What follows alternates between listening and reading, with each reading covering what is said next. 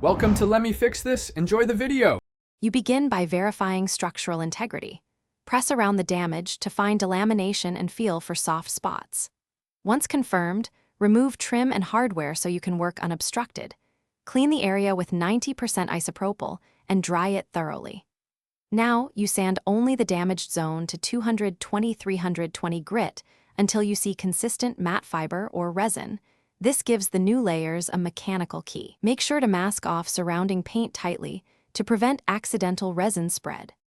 You prepare successive carbon patches, cutting each one slightly larger and feathering the edges so layers blend.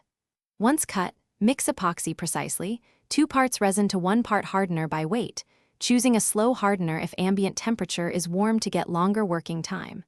Apply a thin wet coat, lay the first patch, then saturate from center out with a brush or roller. After each layer, remove entrapped air with a small roller. Repeat until the stack restores thickness and fiber direction matches original. You let the repair cure fully at the epoxy's recommended temperature, and if this is a load-bearing part, perform a post-cure to reach full strength. Once cured, sand through grits from 320 to 600 to blend, then finish at 1200 before priming and painting or applying clear coat to match appearance.